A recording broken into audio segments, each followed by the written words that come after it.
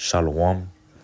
First and foremost, I want to start off by giving all praises, honor, and glory to Yahweh, Bahashem, Yahweh Shai, Bahashem, Ruach Double honors unto the apostles and the elders of the great millstone that taught us truth. Shalom also to the Akim pushing his word in sincerity and in truth. And to the speckled bird across the four corners of the world, and to the few sisters who are listening, to you I say Shalom. Lord willing, this will be an edifying lesson on the brother Hadasha from the GM Chicago camp, coming back at you with another lesson. And as you can see, the title of the lesson is We Serve a Living God. And really the inspiration behind this lesson is going to be a scripture that I read in this book called the letter of Jeremiah.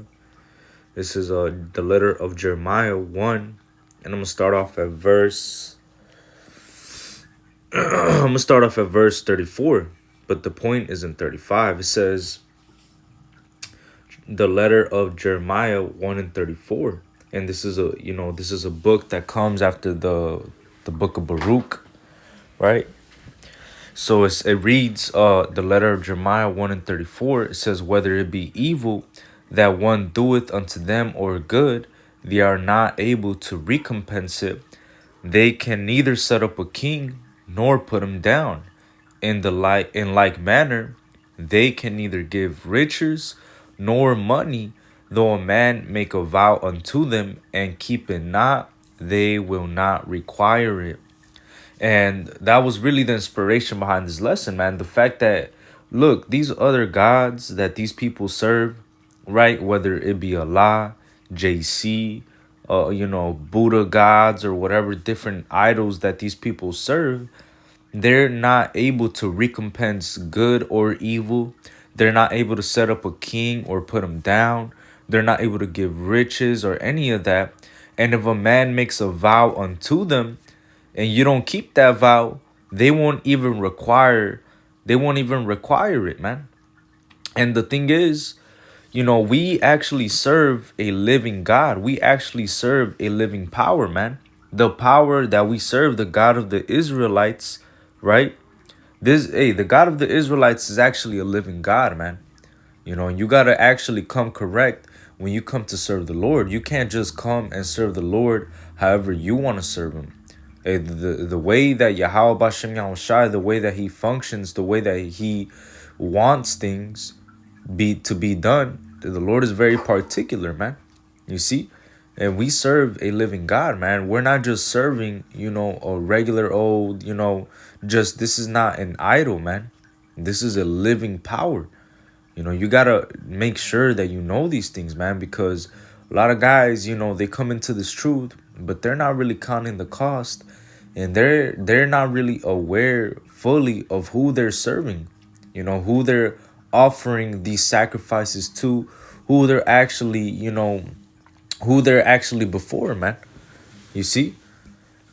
Hey, man, this is something that we have to know, because we're not serving, an idol. We're serving a living power. It says right here, Exodus 15 and 11, who is like unto thee, O Lord, among the gods? Who is like thee, glorious in holiness, fearful in praises, doing wonders? And when you really think about it, there is no other God that compares to Yahweh Bashem Yahushai, man. And these other gods, ultimately, they're just idols. They have no power in them. You see? It says right here, Psalms 96 and 4, for the Lord is great and greatly to be praised. He is to be feared above all gods. For all the gods of the nations are idols, but the Lord made the heavens. See, Yahweh Bashem Yahushai actually made what you see before your eyes, man. He made the heavens and the earth. The Lord made Salakia. The Lord made everything, man.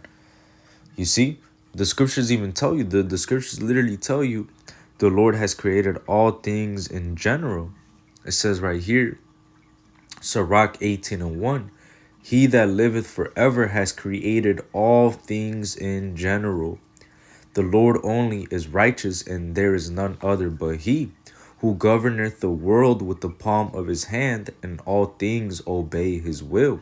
For he is the King of all, by his power dividing holy things among them from profane.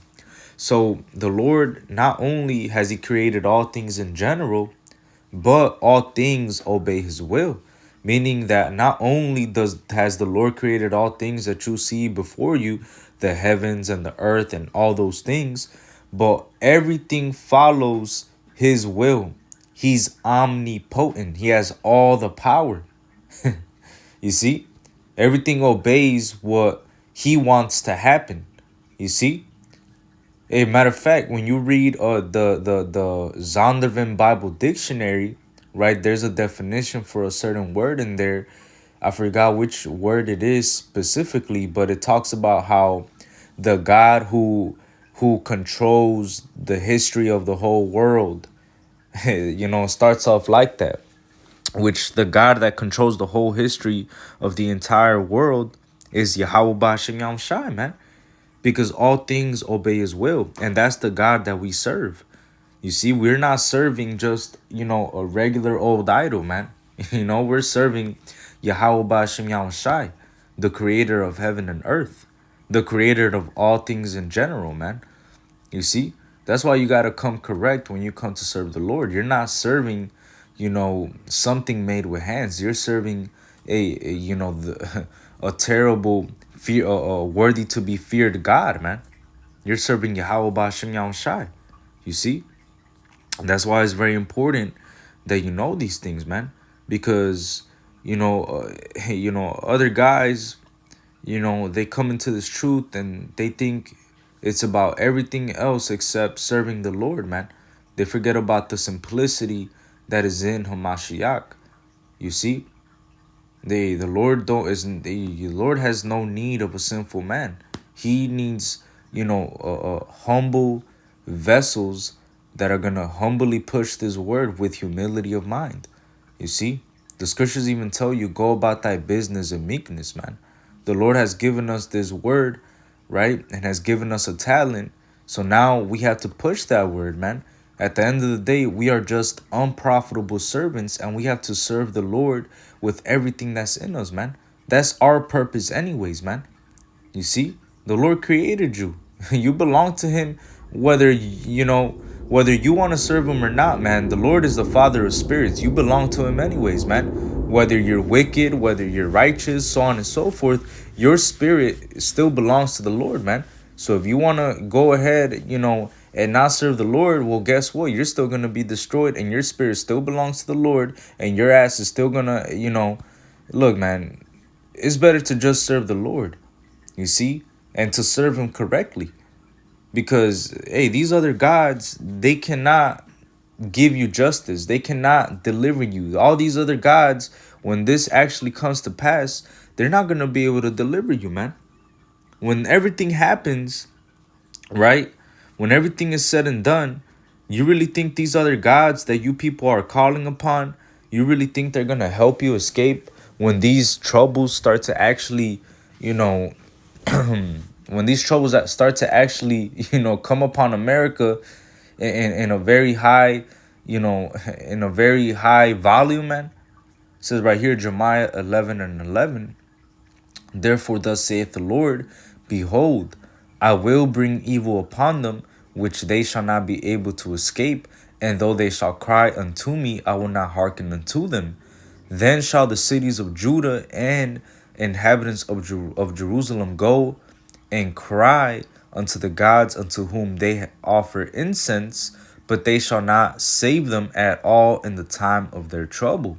So when this trouble comes, man, you're not going to be able to escape. And all those other different gods that you're offering, incense to, all these different idols that you praise, all these different idols, that you look up to, they're not going to be able to save you, man. The only power that's going to be able to deliver you in that day is going to be Yahweh Ba'Shem Yahweh Shai, man. You see? The same God that put us in this captivity, the same God that put us in this situation, the same God that has put us in this lowest state, you see, is the same God that's going to take us out of it, man. And the Lord told us that in the book of Baruch. You see, the Lord told us, matter of fact, I'm going to just read it. There's the book of Baruch 4, and I'm going to start off at verse 23. It says, Baruch 4 and 23, for I sent you out with mourning and weeping, but God will give you to me again for joy and gladness forever.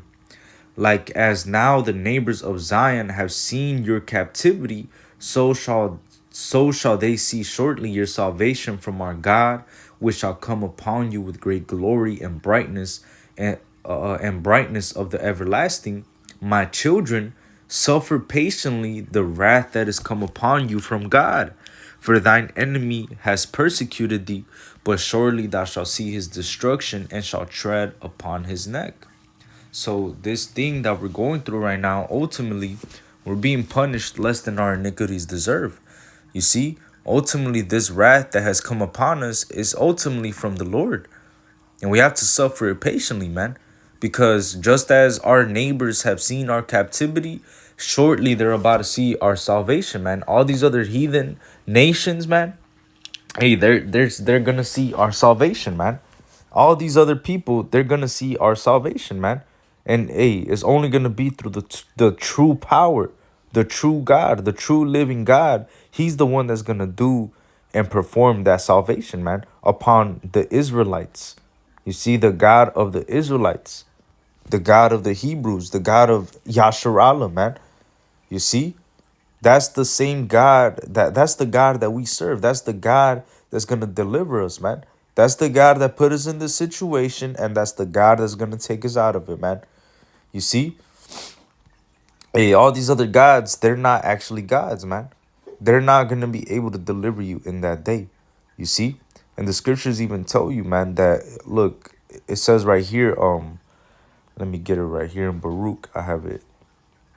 I'm pretty sure I right here. This Baruch 3 and 35. It says, this is our God, and there shall none other be accounted of in comparison of him. He has found out all the way of knowledge and has given it unto his servant, unto Jacob his servant, and to Israel his beloved. You see, so hey, the Lord, this is our God, man. This is the power that we serve. This is the God of the Israelites, man. And there is none other to be accounted of in comparison of him, man.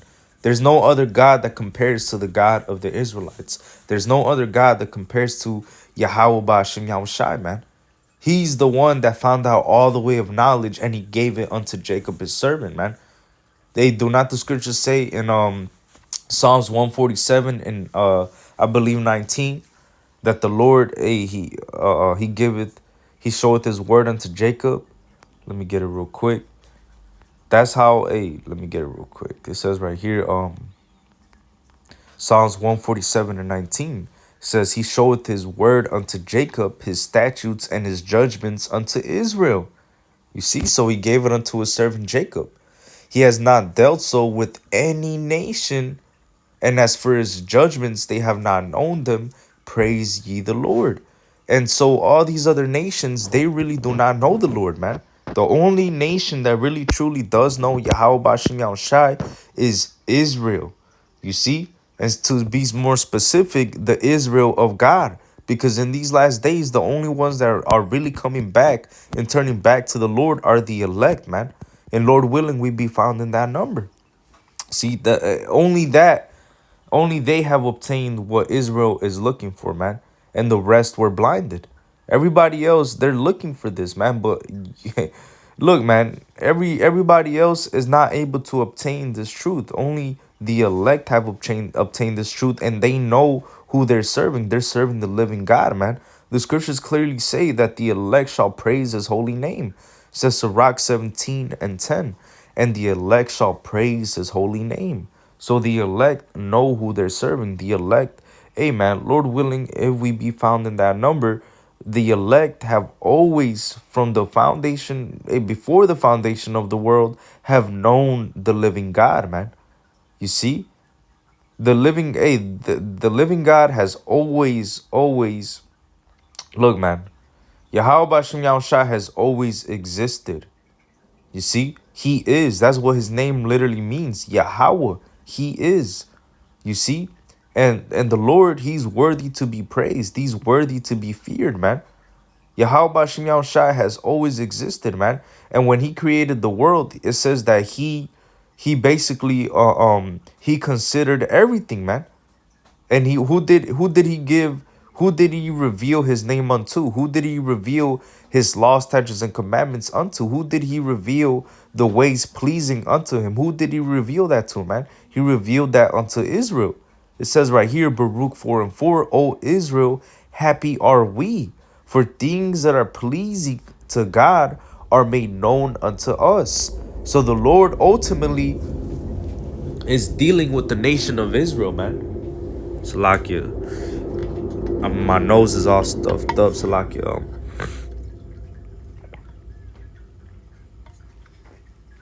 Salakia. Hey man, the Lord.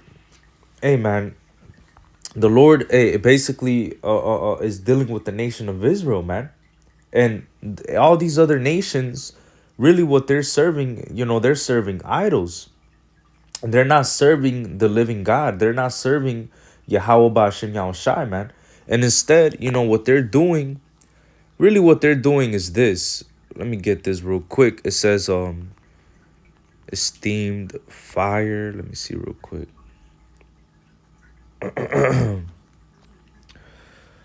Really what they're doing is this. This is Wisdom of Solomon 13 and 1.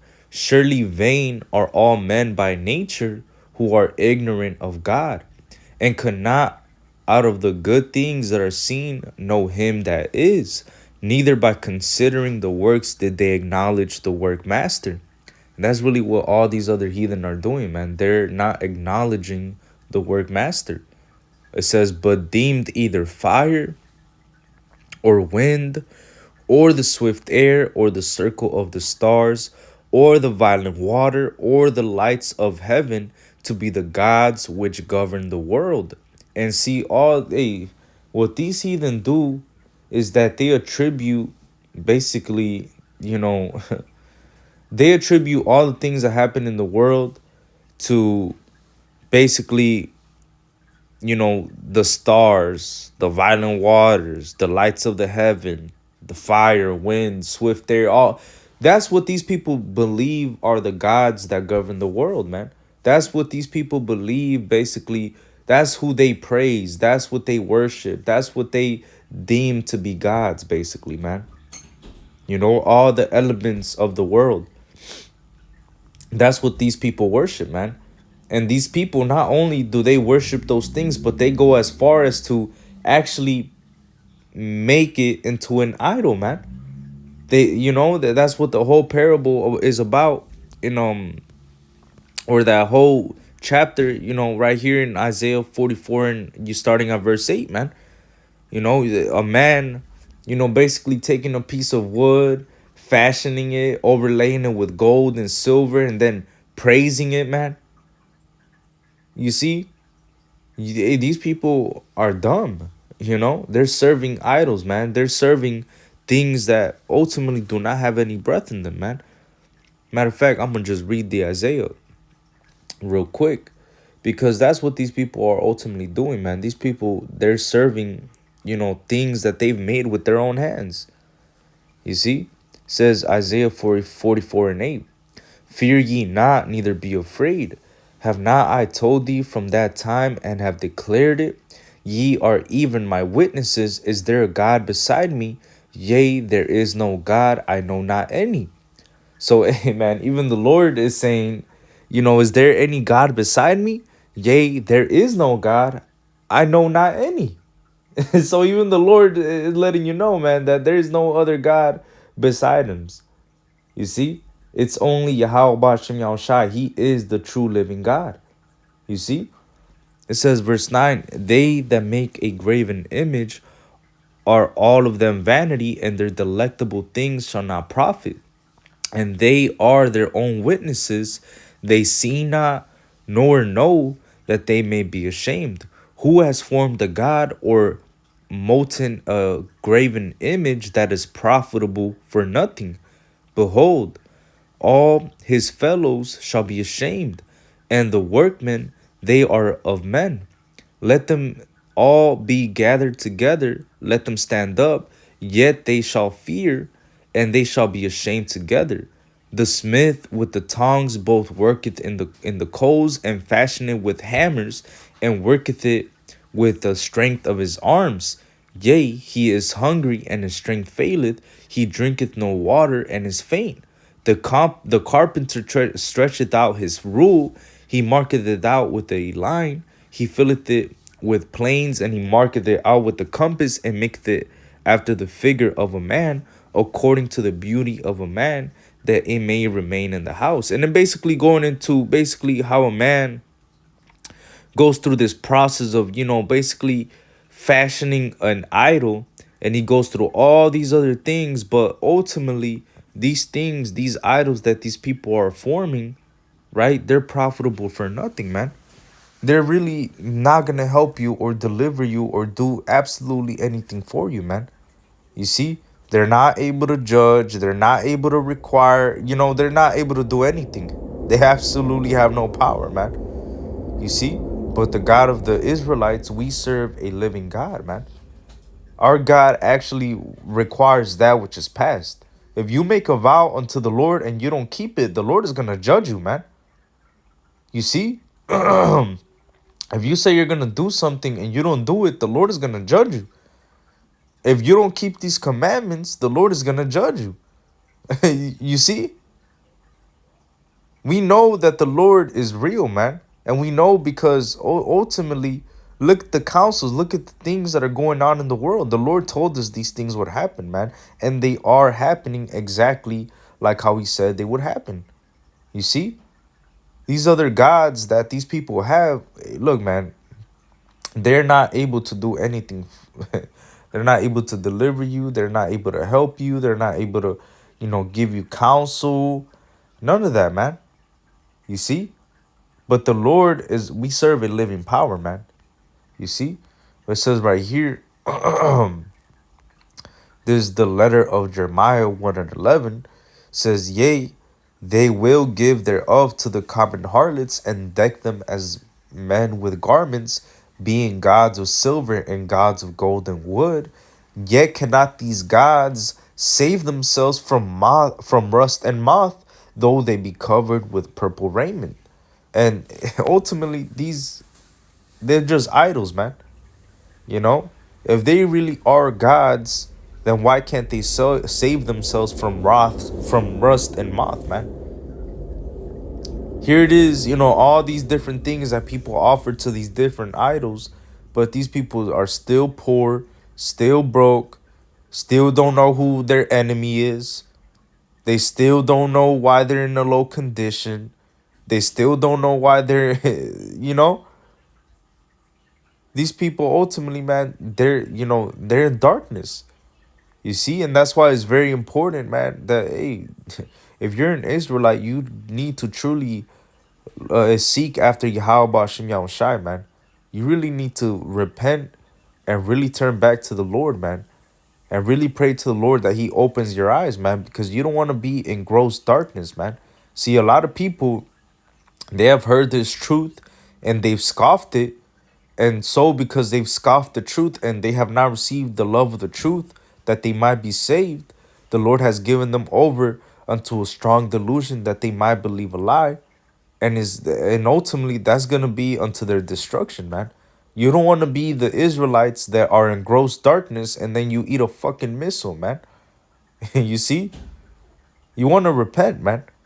Lord willing, the Lord, puts that spirit in you to actually repent and to serve the true living God, because that's who the Lord is looking for, man. The true worshipers that are going to worship him in spirit and in truth. Matter of fact, let me get that. It says right here,